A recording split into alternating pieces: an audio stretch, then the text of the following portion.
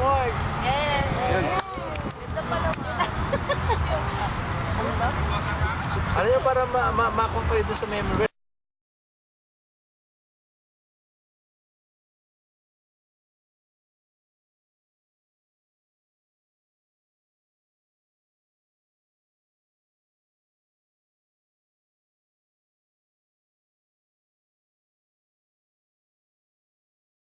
Tao po yung pagpunta sa church is katulad lang pagpunta sa birthday. Eh, napin. Dadalo, ganun lang. Pero, Record hindi po, pala. every time na dumating tayo, God works. Kung ano yung mga mensahe, kung ano yung naririnig po natin, alam nyo po, is talagang napaka-importante. Napaka-importante yung kung ano yung mga ginagawa natin, kung nasaan tayo pumupunta, kung sino yung mga taong kausap natin, kung ano yung mga pinaggagawa po natin. So, tatapusin po natin yung pinag-aaralan po natin yung learn, love, and live the Word of God. So, babasahin ko po siya yung sa Hebrews 4:12. For the Word of God is living and active, sharper than any double-edged sword. It penetrates even to the dividing soul and spirit, joints and marrow. It judges the thoughts and attitude of the heart. Ano ba papakita ng mensahe dito is kung gaano katapat ang Diyos natin eh. Sa bawat salitang binibitawan niya. Ano po yung kahalagahan ng mga salitang to? Sabi niya, the Word of God is living and active. Walang pwedeng magkunwari, walang pwedeng magpakita ng kahit ano pa man. Kasi alam niyo po, meron eh, napakapalad natin kasi nung mga panahon sa Bible, yung mag-asawa, di ba, nagsinungaling. Yung sa Sapphira, yung mag-asawa po, di ba, talagang tooth sweet. Sabi nga in France, tooth sweet, talagang namatay sila. Tayo nga, sabi nga, kung tayo kaya, no, every time na nagsisinungaling tayo, nababawasan yung ano natin, baka yung bibig natin, wala na, kapatid. Di ba? Kaya bawat ano na lang sa pagsisinungaling natin, pagkukunwari natin, oh, alam niyo po, napakarami, dumaan lahat tayo doon. Sabi nga, tayong lahat ay pinagdaanan natin ang pinagdaanan ng isa. Sabi po sa 1 Corinthians, wala pang dumating na pagsubok sa inyo na hindi naranasan ng lahat ng tao. Eh, pero tapat ang Diyos, bibigyan niya yung daan kung paano po tayo makakalaya o paano natin masasolve po yun. Not unless we trust God. Sabi niya po dito, dun sa sinabi niya, for the Word of God is living active. Alam niyo po, napakarami nitong yung meaning, katulad nung ano man yung nasa heart po natin, no, yung kung ano man yung mga, sabi nga, yung mga pagkukunwari, kung sino man tayo, o yung mga pangungusap ng Lord, yung mga unforgiving spirit, o kung ano man yung mga bagay na meron tayo. Alam niyo po, the Word of God, siya lang ang pwedeng salamin natin ito. Walang pwedeng sumalamin sa kahit sa sarili po natin na makakalimutan po natin. Walang pwedeng sumalamin sa isang tao na sabihin niya mas makasalanan niya sa akin, mas mali ang mga ginagawa niya kaysa sa akin. Wala pong pwedeng magturo eh. Pero kapag tayo tumingin sa walang sabi niya, no one is worthy. Ang righteousness lang natin is galing sa Lord. Parang dinamitan lang niya tayo. Kaya wala pong pwedeng magsabi sa atin na, ayun, nasa kasalanan siya, ayun, ay ginanto siya, eh bakit yun hindi makapagpatay, bakit yun? Walang pwede eh. Lahat ng bagay na nangyayari sa buhay po natin, ang Diyos lang may dahilan kung bakit na-allowed yung mga bagay na yon. Pwede niyang gawin kasing, ay, okay, kalimutan mo na yung anak. Di ba? Pwede niya pong ipalimot sa atin yun eh. Pero bakit? Bakit hindi po nangyayari yung ganun ka-instant? Pero sabi nga, tapat ang Diyos na nangako sa atin. Alam mo, dumarating po sa buhay natin na minsan, akala lang natin itong taong to, nandun siya sa sitwasyon na yon. Itong taong to, hindi siya makalaya. Pero alam nyo, dumarating yung pagkakataon na kapag narinig mo yung mensahe ng taong yon, ikaw mismo ang makakalaya. Minsan nakala natin yung tao na yon ang nagbibigay ng encouragement sa atin. Minsan nakala natin na tayo yung mga tumatayo, tayo ang nag-i-encourage sa mga tao. Pero you never know how much you encourage us na nandito kayo ngayon. Nakikita namin yung pagkilos ng Diyos sa mga tinuturo, sa mga ibinibigay na mensahe ng Diyos sa buhay po natin. The Word of God is a lamp, sabi nga, to our feet. So, the moment na nagtiwala po tayo, the moment na pinanghawakan po natin ang mga salita na naririnig po natin, alam niyo po yung the moment na gagawa ang Diyos sa buhay natin, na akala natin, mararamdaman mo na lang na akala mo ganito ka pa rin, akala mo yun pa rin ikaw, pero mararamdaman mo na lang, bakit di na ako nagalit? Bakit naiintindihan ko na siya? Bakit ngayon pinapanalangin ko na lang ang taong to? Dati, tinitext ko siya, dati tinatawagan ko siya, dati chinichismis ko siya, dati pinag-uusapan namin siya, pero bakit ngayon? Pag naririnig ko pa yung mga sinasabi nila, bakit pinagdarasal ko na lang siya at naaawa ko sa kanila? Alam niyo po, yun yung kahalagahan ng pagbabasa na ng salita ng Lord. Yun yung kahalagahan ng pakikipagniig sa Diyos kapag tayo nananalangin, kapag tayo may quiet time. Sabi ko nga lagi, di ba? It's not about knowing. It's about doing the Word of God. Amen. Alam niyo po, ito yung illustration na pwede kong ma-share, narinig ko po siya. Minsan, tayong mga Kristiyano ganon. Akala natin we are alive. Akala natin we are okay. Pero sabi nga ng isang pastor, meron po kasing isang church sa Amerika, nagkaroon ng mga maraming problema, nagkamali yung pastor. Dumating siya sa pagkakataon na gumibap po siya. Gumibap yung mga member. Hindi na rin nag-attend, nag-separate, ganon. Hindi na sila nag-attend. And then, all of a sudden, yung sa maraming panahon, maraming taon, nangusap ang Diyos sa kanya. Ang sabi niya, pumunta ka ulit doon sa church na yon at muli ko siyang itatatag, sabi niya. Tawagan mo ang lahat ng mga dumadalo dati doon. So to make the story short, tinawagan niya po lahat, kinontak niya lahat, pinagtatanong niya yung iba, yung mga ibang nakontak niya, alam yung iba. So, inimbita niya po na ang sabi niya is pupunta sila, mag-ano sila ulit, reconciliation or babalik nila dati, yung dating church at silang lahat babalik sa Panginoon. Alam niyo, ni isa wala pong pumunta. Nangusap muli ang Diyos sa kanya, nanalangin yung taong yun, kasi alam niya ang Diyos ang nangusap sa kanya eh. Nag-pray siya ulit, sabi niya, Lord, kung ikaw talagang nangusap, bakit walang pumunta? Dumating po yung pagkakataon nangusap ulit ng Diyos sa kanya, na nanalangin siya, nagtiwala pa rin siya. Ang sabi ng Lord sa kanya, pumunta ka, tawagan mo ulit, sabi niya, sabihin mo may funeral. Yung may patay, ganun. So lahat po sila po dumalo nung nagsa-service na sila. It's really touched me, you know. Nung nagsa-service na sila, ang sabi lang niya nung pastor, sabi niya, bawat isa bago tayo magsimula, sabi niya ganun bago sila mag-service. Gusto kong tumingin kayo lahat, may kabaong doon sa harapan ng church. Ang sabi niya, tumingin kayo lahat na isa-isa tumingin kung sino patay doon. Alam niyo kung sinong nakita po nila na bawat isa ang nakita nila yung sarili nila. Every time na tumitingin sila, nakita nila yung sarili nila.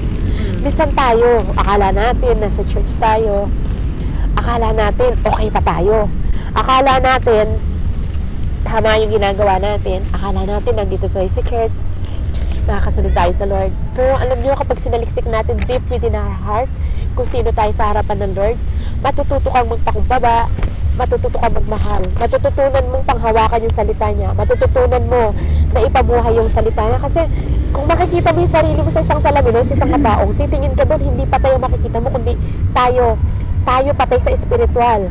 Pero muli tayong binuhay ng Lord, nagtiwala tayo sa Kanya, tinanggap natin siya. Ngayon, ano yung dapat natin gawin? Yung habag natin sa ibang tao na hindi pa nakakakilala sa Kanya. Kasi, sabi nga, time is evil. Ano ibig po sabihin nun? Malapit na. Time is cold. Ganun kalapit.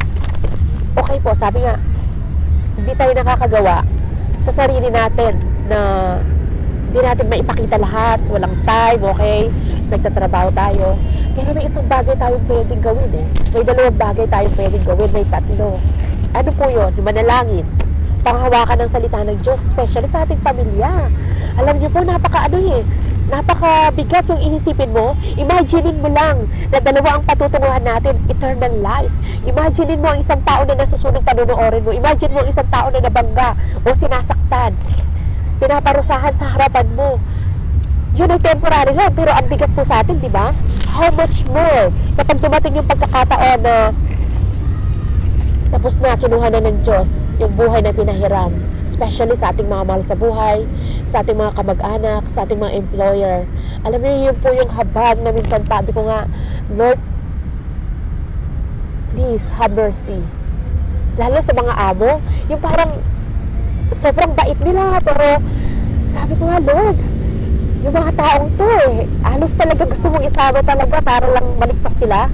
Pero hindi minsan nakala lang natin kaya natin ang lahat na yun, pero the moment, we pray and we hold the word of God, alam niyo po yun yung time na kumikilos ang Diyos sa buhay natin. Bakit niyo po naisama yung mga amo niyo? Bakit ko nasama yung professor? Kasi there is a light in us na nakita nila. There is a light. Pwede naman siyang, okay, magtuturo na ako, I don't care na pupunta kayo ng church, I don't care pupunta kayo sa di po ba?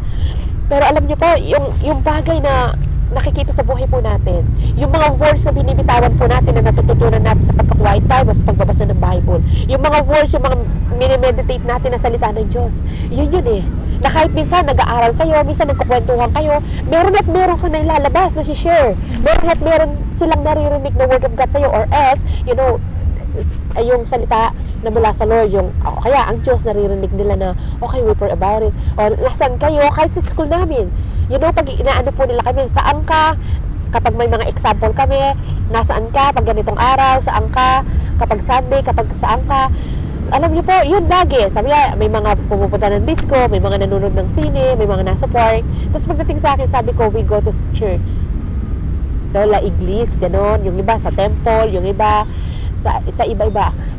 So, ganun po siya kahalaga yung mga salita, yung mga words na pinag-aaralan po natin, ganun po siya kahalaga. Yung sinasabi ng Lord na for the word of God is living and active. Yun po na alam natin na lahat ng mga salita na binabasa mula sa Bible, ito po yung love letter ng Lord. At alam po natin ito yung nagbibigay buhay sa atin, nagbibigay ng pag-asa. So, ngayon po siguro yun yung time na, sabi nga, God is not limited sa sitwasyon natin. Kahit nandito tayo sa park, pwede siyang kumilos, pwede siyang mangusap. Hindi lang dahil sa nandito tayo, madalian lang, ganito. Pero alam niyo po, may mga salita siya minsan talaga na katulad kanina yung sinabi nga ni Rosel, napakahalaga talaga. Napakahalaga kung ano yung mga natututunan natin, napakahalaga kung ano yung mga binabasa natin, napakahalaga kung ano yung mga pinapakinggan at mga nakakausap natin tao, napakahalaga kung tayo magbabasa ng salita ng Lord. Amen po ba? Amen. So, sabi nga, the Bible says, lagi po sinasabi, diba? All scriptures is God-breathed. It's inspired by God. Lahat po ng sumulat na to. Kaya kapag tayo nagbabasa ng salita ng Lord, the author is always present. Nararamdaman at nararamdaman mo yung presensya ng Lord. Pwede po ako sumulat sa inyo, pwede ako mag-text, kikiligin kayo, matutuwa kayo, may encourage kayo. Pero hanggang doon lang siya. Pero hindi katulad ng salita ng Lord. Kaya kailangan po talaga natin magbasa ng salita ng Diyos. Amen po ba? Amen. Sabi nga, He will restart us. Kapag tayo nagbasa ng Word of God, may mga mensahe po siya talaga na mangungusap siya sa atin. Minsan, iba-iba po, di ba? Sabi nga niya, katulad nun sa Jeremiah 29:11, sabi niya, I have planned for you. Napakagandang panghawakan po nito, plan to prosper you. At sabi niya, yung hinubog niya tayo, nandito pa lang sa tiyan ng ating mga magulang. Kaya kung ano man ang problema natin ngayon, ano man ang sitwasyon natin, pakahawakan natin yung salita niya po niya Kasi may magandang plano ka sa akin, Lord, kung bakit ko ito nararanasan, wala tayong dapat pagsisihan Kahit gaano kasakit, walang pwedeng makapagpatigil sa atin. Yung divine destiny na nais ng Diyos, yung plano ng Diyos sa buhay natin.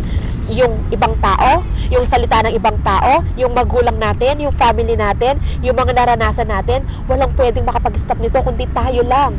When we quit, when we stop doing anything to God, alam niyo po, yun tayo mag-stop. Pero yung ibang tao, nasasabihin mo, nasaktan ako sa kanya, ayokong pumunta ng church dahil sa kanya, hindi po sila Tayo mismo sa sarili natin, it's our decision. Magdidesisyon tayo na na-open ako doon, hindi na ako pupunta ng church. There is another church. Ang mahalaga po doon, nagpapatuloy tayo kung saan tayo gagamitin. Sabi nga, hindi sa lahat ng pagkakataon na ayoko dito, nasaktan ako, ayoko dito, aalis ako. Hindi po Kinakailangan talaga, napakahalaga po ng pananalangin. Napakahalaga po talaga yung pagmamahal sa salita ng Diyos na kapag po ito'y pinanghawakan po natin. Alam ko po, sabi nga, be assured that God is faithful. Tapat ang Diyos na nangako po sa atin. Ano man yung mga pangako niya sa atin, gagawin po niya yon. Hindi lamang siguro ngayon, hindi lang ngayon o bukas, pero in time na kailangan po natin siya. I do believe in my heart na ibibigay po ng Diyos yun. Yung mga pangangailangan po natin. Sabi nga, in any area of our lives, Ito man ay karakter, ito man ay financial matter, ito man ay relasyon sa magulang, sa kapatid, sa pamilya, sa asawa. Alam niyo po, darating yung pagkakataon talaga. When we trust God, hindi po natin sasaraduhin yung pinto na kung saan pwedeng kumilos sa Diyos sa buhay po natin. Tayo, sabi ko nga lagi, dumarating yung pagkakataon na ayaw na natin. Ayaw na natin. But when we focus on the Word of God na sinabi ng Diyos sa atin na nangako, tapat siya na nangako sa atin. Ano man yung napagdaanan natin, ano man yung nakaraan ng buhay natin, alam niyo po, He can turn, sabi nga, the morning into dancing. Ano man yung bigat na naramdaman natin, ano man yung naging sino tayo noon, it's okay. Hindi tayo nabubuhay sa nakaraan. Nandito tayo ngayon. Learn how to live each day. Kasi yung bukas, sayahan na natin ng Diyos na mag-take care doon. Ngayon muna ang araw na to kung paano natin mapupurihan yung ating Creator. Ngayon muna ang araw na to kung paano natin siya mabibigyan ng kapurihan sa mga bagay na ginagalaw at ginagawa natin sa trabaho, sa ating mga kaibigan, sa pagtawag natin, sa paghawak natin ng cellphone. Di po ba? Sa pag-iisip natin, we can, alam niyo po, ito pa yung isang encouragement, you know, na sa lahat ng mga tumatayo, hindi lang sa mga tumatayo, it's just few seconds. We can say, bless Kuya, Pastor, bless Sister Christy, bless Sister Dayan, bless, alam niyo po, kapag tayo kumakain, every time, hindi natin nakakalimutan, di ba? Kumakain tayo, nagmimerienda tayo. So, it's time kaya nakakain tayo. Ay, naalala ko yung mga kapatiran ko. It doesn't matter na sinabi natin ng mga pangalan natin. There is a special mention. It's up to you. Pero alam niyo po, every time na sa umaga, mag-breakfast tayo or sa lunchtime, sa dinner, Lord, bless our church. Lord, bless. Alam niyo, napakahalaga po doon. Yung pagpapala. Para kang every seeds na sinusow po natin ay meron tayong inaani. Anong klaseng seed ang ating tinatanim? The Word of God is like a seed. Sabi nga, merong natanim sa matabang lupa, merong natanim sa damuhan, merong natanim sa batuhan. Ganon din po tayo. When we speak something, yun po yung nagtatanim tayo eh. Ano yung inaani natin? Tayo ba'y nagbe-bless sa tao? Babalik po sa atin yun eh. When we say, God bless you, napakalaga po yun eh. Lord, pagkalain po ang aming church. Naalala po ba kaya natin yung mga tumatayo? Naalala po ba natin si Kuya na ginagamit ng Diyos? Naalala po kaya natin yung mga ating kapatiran? Na especially sometimes when they are telling us about their story, yung ano yung nagdaan ng buhay nila. Alam nyo, konting panalangin lang po eh. Hallelujah. Amen. Dapat po talaga yun talaga yung magbakuran tayo ng panalangin. Napakadali po talaga eh, Lord. Although talaga inaagaw talaga nito rin yun eh. Inaagaw talaga siya na parang alam niyo po yung parang hindi mo siya maaalala minsan, pero meron at meron. Tapos mamaya na lang. Pero the moment we remember, you know, paano yung tayo kumakain. Ganon din yung family natin, ganon din yung church natin. Lord, bless our church. Napakahalaga po, dito po ako magko-conclude. Ay, dito ako dito po sa last, sabi nga niya sa Isaiah 26:3, say, you Lord, sabi niya, will keep up in perfect peace in Him whose mind is stayed on you because He trusts in you. Alam niyo po, sabi ng Lord, nagbibigay niya sa ating kapayapaan as long as we trust Him. As long na nagtitiwala tayo sa salita niya at pinanghahawakan po natin to. Napakahalaga po talaga na tayo, meron tayong mga memory verse. Anong i-share po natin? Ano yung panghahawakan ng papamuhay mo kapag meron kang problema, kapatid? Ano yung alam mo pag nasa bingit ka ng mga pagsubok o anumang bagay na nasa isang sitwasyon ka na hindi mo alam? Alam mo, pwede mong panghawakan, Lord, sabi mo sa salita mo sa Hebrew 13:5, na kahit kailan na hindi mo kami iiwan, na kahit kailan na hindi mo po kami pababayaan. Paano kung wala tayong alam sa salita ng Lord? Di po ba? Yung laging pangako ng Lord, nagkasala ako. Sabi, if you confess your sin, He is faithful and just to forgive us. Pero kapatid, hindi siya passes para lagi tayong magkasala. Amen po ba? Kaya napakalaga po talaga yung learn, love, and live the Word of God. Kinakailangan natututunan po natin kung ano yung mga naririnig natin, kung ano yung mga mensahe ng Lord kapag tayo nagbabasa. Kinakailangan mahalin po natin talaga yung salita ng Lord at ipamuhay po natin. Ito po hindi siya madali. Pero sabi nga, tutulungan tayo ng Diyos. At it depends upon us kung gugustuhin po natin, kung tayo talaga ay magbababad sa presensya ng Lord. Kapag tayo babad sa presensya ng Lord, walang problema na hindi po tayo makakayanan. Walang problema, walang pagsubok na hindi tayo makaka-stand sapagkat alam po natin siya ay kasama natin. Siya ang nagbibigay ng lakas po sa atin at katatagan. Amen po ba? Let's pray. Let's bow down our head. Hallelujah. Father God, we just want to thank you, Lord, for all your words, oh God, that's spoken, Lord. We do believe, oh God, that you are working behind the scenes, Lord. We even believe, Father God, that you is touch each and every one heart tonight, this afternoon, oh Lord.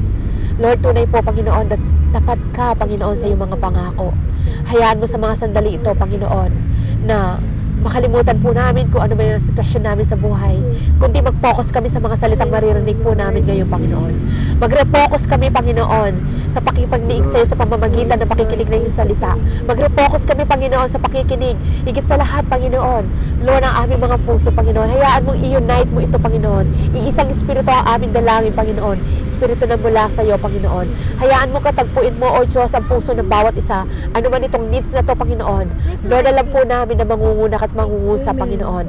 Lord, we just wanna thank you for, alam po namin, you are not limited, Panginoon, in any places, oh God. Alam namin, Panginoon, sa mga sandaling ito, Lord, we just wanna thank you, oh God, Panginoon, sa mga mensahe pa po na maririnig po namin kay Kuya, Panginoon, Pastor, in the mighty name of Jesus, oh Lord. Hayaan mo na buksan mong muli, Panginoon, ang aming spiritual, Panginoon, na pandinig at pangunawa, upang maunawan at matanggap namin ang mga mensahe na nais mong iparating sa amin, Panginoon. And just, Lord, we just wanna thank you, Panginoon, sa mga word of encouragement, Panginoon, sa mga inspiration, O God, sa mga pangungusap po sa puso ng bawat isa, Panginoon, at sa pananatili po namin, Panginoon, sa lugar na to. Hayaan mo, Panginoon, sa aming pagkilos, sa aming mga pananalita, Lord, makita ang kaliwanagan na mula sa iyo.